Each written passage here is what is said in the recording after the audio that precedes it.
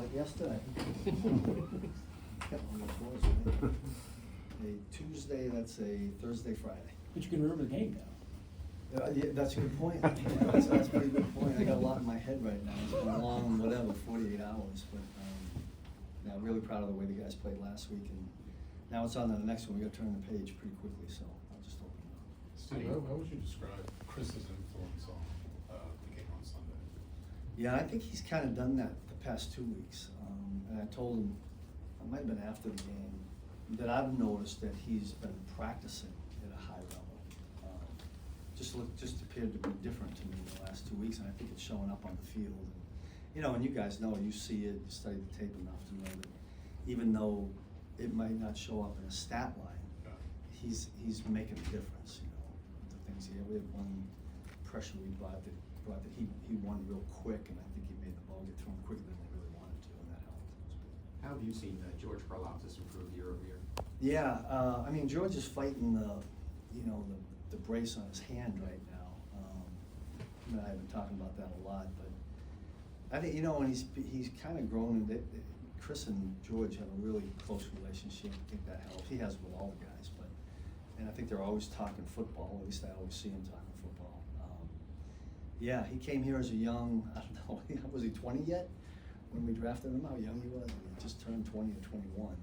But he's grown into a fine young man, great character, and loves football. So he does anything and everything to get really good at football.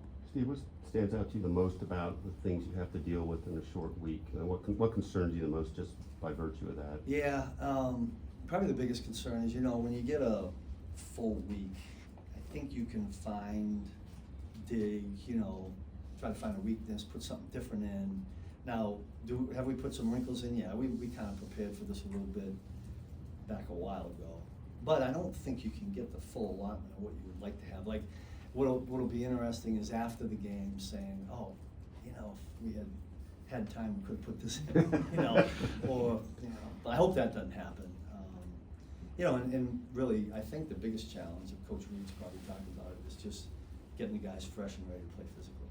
Steve, could you speak to Brian Cook's game? Yeah.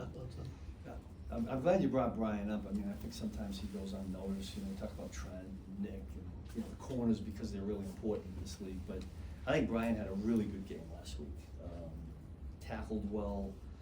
I think he's always tackles well, and he kind of runs the show back there. He's been doing that for a couple of years now, and I'm glad we got him because the continuity is huge. Having a guy like that.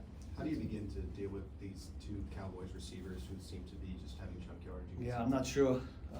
They two big dudes, right? And they've been doing it really good for a long time. But we'll see. We're gonna have to mix it up a little bit. It's hard. I think the reason they're both so good now is because you can't take both of them away. You can't double both of them. So we'll find ways to try to mix it up. Steve, what's the challenge of those guys? The fact that it's not just that they separate, but they catch the ball even when they're covered. What's the challenge? They got of that, those players? you know, big catch radius, right? Length. It's hard to find DBs that are as long as they are. And I tell you the other thing that sticks out to me, you know, both of them when they catch the football. I mean, there's a lot of yards after the catch. Number 9, throw him in there. He does it too. He's a speedy guy. So they got a lot of weapons. They got a lot of things to worry about. After Kareem's fumble, did you feel a momentum shift at that point on the field, or did you see it on the film that there was a difference? In terms of our momentum? Yeah, your momentum. Yeah. Just Well, I think, you know, certainly after that series and we got the stop, I thought there was a huge boost for us. But you get in that situation, it's a little bit of a downer because you think you're gonna go ahead and score some points. But, you know, our job is to go out there, and when we always talk about backed up, it's one of the situations we do in a meeting, we do it on the field.